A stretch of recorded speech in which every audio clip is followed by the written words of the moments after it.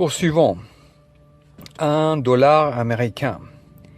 Les États-Unis étant une colonie britannique jusqu'en 1776. Sur la face, on voit George Washington, le premier président des États-Unis d'Amérique, franc-maçon et un des pères fondateurs. Sur le dos du billet, nous voyons une pyramide avec un œil. Beaucoup reconnaissent cette image qui a été décrite comme un symbole d'une société secrète qui voudrait dominer le monde. Mais peu savent que ceci est nommé le delta lumineux, un symbole maçonnique. Et très peu de gens savent qu'en plus c'est le sceau officiel des États-Unis d'Amérique depuis 1782. Et oui, l'aigle que vous voyez sur le billet est la face du sceau. Et la pyramide est le dos du sceau officiel des États-Unis d'Amérique, fondé par des francs-maçons, George Washington, Benjamin Franklin et j'en passe.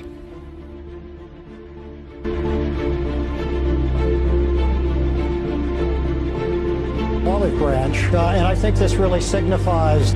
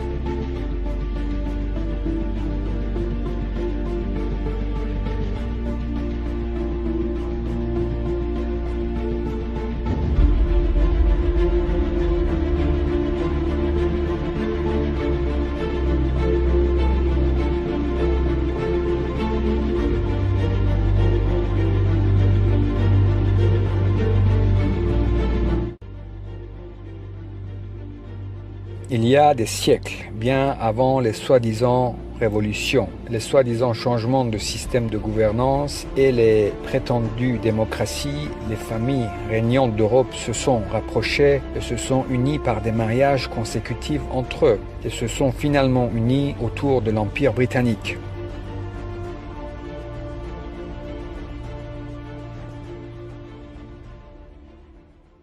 Ils se sont unis autour de l'Empire britannique et nous allons voir ici à quel point ils sont proches. Ici, nous voyons George V avec sa petite fille, la reine Élisabeth d'Angleterre. Donc ce George V avait une sœur qui s'appelait Maud, qui a eu un fils qui était le roi de Norvège, Olaf V.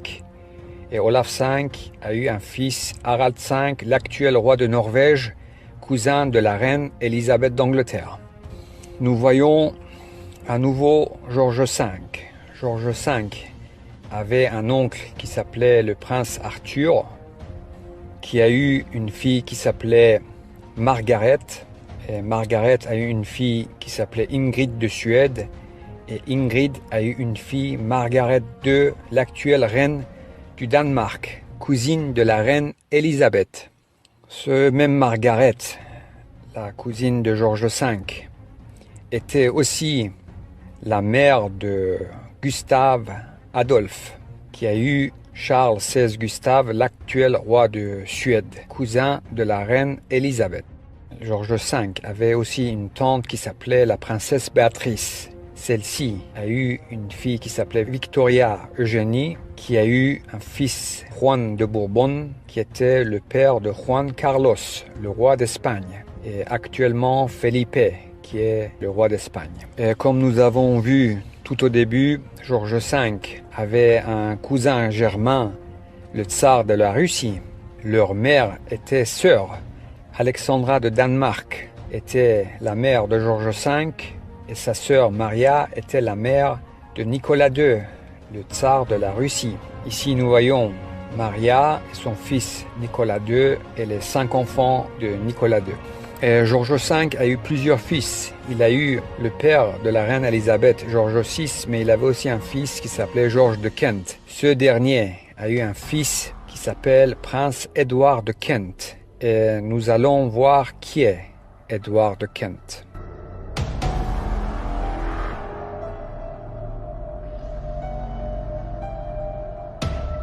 Following Grand Lodges. The Grand Lodge of New Zealand.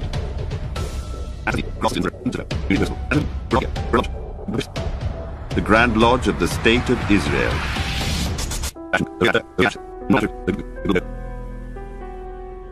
The Grand Lodge Alpina of Switzerland.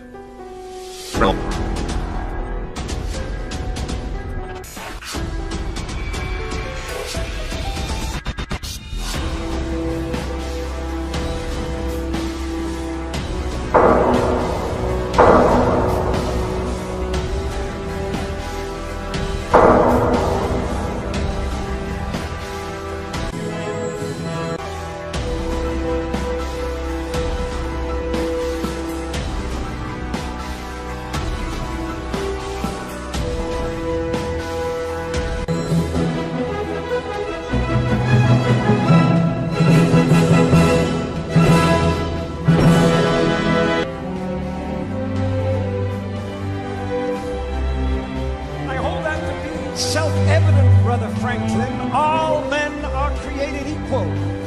Indeed, Brother Washington.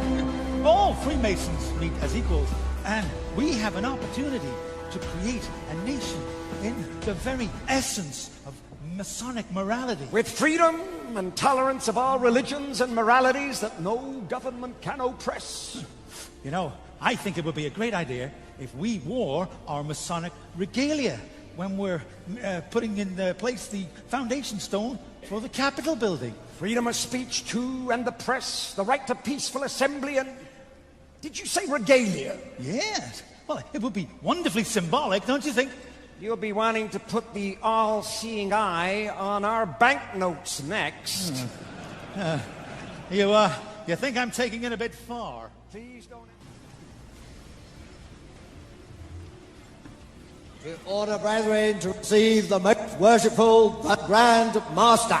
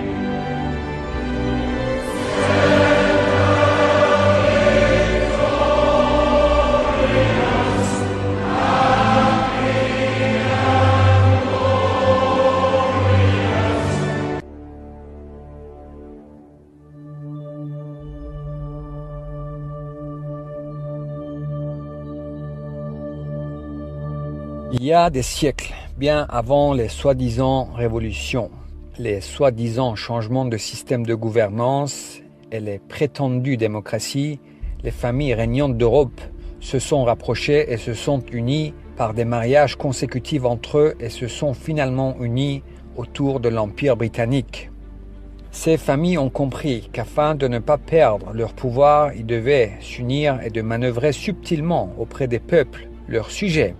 Face au peuple, ils devaient être une seule force, un seul groupe dans le monde entier. Ils ont compris que pour régner continuellement, ils devaient manipuler les gens, ils devaient former et utiliser diverses et multiples formes de gouvernement, d'États, de partis opposés, de dirigeants, bref, des fusibles remplaçables qui sauteraient à leur place et qui changeraient au gré des périodes et besoins. Et ils l'ont fait. Ils ont compris qu'ils devaient manipuler non seulement la majorité, mais aussi une minorité plus proche qu'ils avaient besoin de persuader et conquérir, qui serait plus ou moins au courant de cette vérité, des secrets, leurs gens. Et ils ont alors mis en place cette fraude de franc-maçonnerie. Des gens qui se penseront frères et chevaliers, qui penseront à travers leur activité quotidienne œuvrer pour le bien.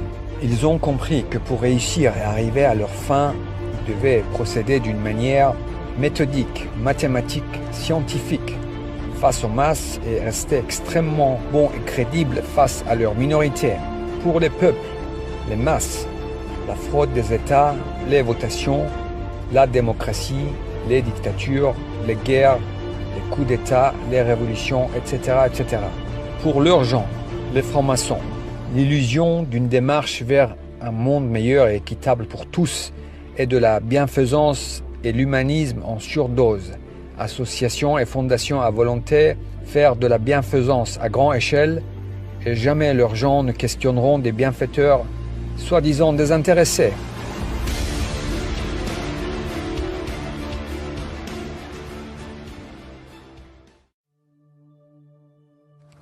Ils se sont entendus dès le départ. Principe premier. Tout sera sous leur contrôle, tout. Personne n'aura le contrôle de l'argent dans le monde sauf eux. Zéro exception. Contrôle absolu. Les grandes sociétés, les multinationales, ils ont créé tout ce qui est grand et tout ce qui grandit et réussit est à eux. 100%, zéro exception, zéro. Différents noms, différentes marques, différents pays, différents fondateurs. 100% à eux. Personne n'aura le contrôle des moyens de propagande sauf eux. Imprimeries, journaux et plus tard les télés, les médias alternatifs, réseaux sociaux, tout. Zéro exception, contrôle absolu. De même que les domaines de la communication, la santé, l'éducation, etc., etc. Différents noms jouant la concurrence, les guerres commerciales et les procès pour rester extrêmement crédibles. Exemple, Google et Yahoo, Microsoft et Apple, Coca-Cola et Pepsi, etc., etc. Tous les multinationales, zéro exception, principe premier. Bien ficelés et bien dirigés de manière méthodique, scientifique, les gens penseront vivre dans un monde divisé par des États et des régimes plus ou moins autoritaires ou démocratiques, alors qu'un seul groupe dirige et décide de quels gens de quel pays doivent bien vivre, quels gens de quel pays doivent travailler plus, quels gens de quel pays doivent souffrir économiquement, etc., etc. Les gens qui doivent, dans tous les cas, vivre convenablement, extrêmement bien, pour ne pas aller les questionner, seront la minorité que contrôlent méthodiquement. Des gens qui les pensent de toute façon bienfaiteurs de l'humanité, qui se penseront frères, penseront faire le bien. Personne ne parlera, tous bien entourés, s'espionnant les uns les autres, et la fraude les espionnant tous, bien consignés, et maintenant les bracelets connectés pour leur bien et le bien des gens.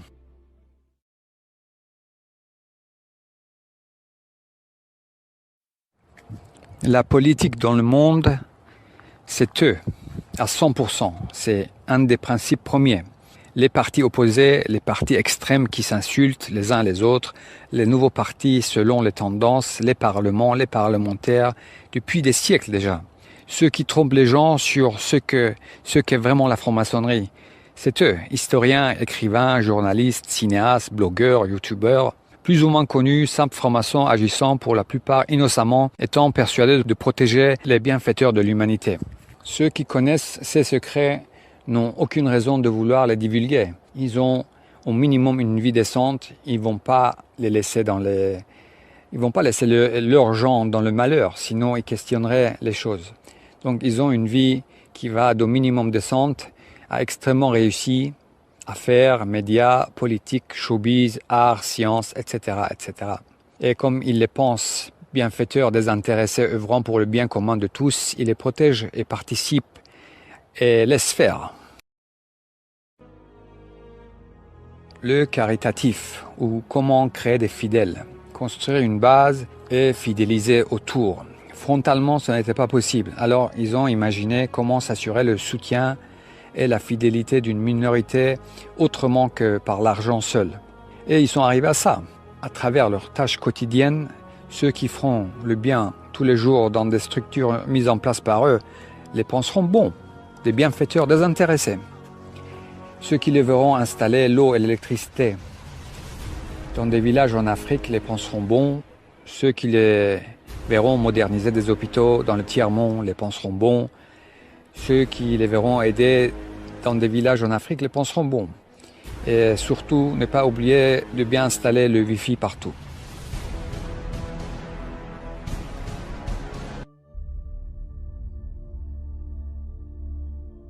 À travers leur acte humanitaire, ils montrent par intérêt une volonté de vouloir faire le bien et aboutir à quelque chose de mieux pour tous. Ce n'est pas le cas, ce n'est pas leur but final. En agissant de sorte, ils savent que des gens honnêtes les protégeront, faisant confiance aux bienfaiteurs simples et désintéressés. Leur acte de bienfaisance est en premier lieu par intérêt, pas pour authentiquement aider. L'intérêt premier étant de séduire, plaire et convaincre une minorité d'accepter et de penser que tout ce qu'ils font est donc bon, et les laisser faire en les protégeant et en restant silencieux. Aider les gens passer par la charité et la solidarité est une stratégie pour plaire et amadouer qu'ils ont élaborée il y a des siècles.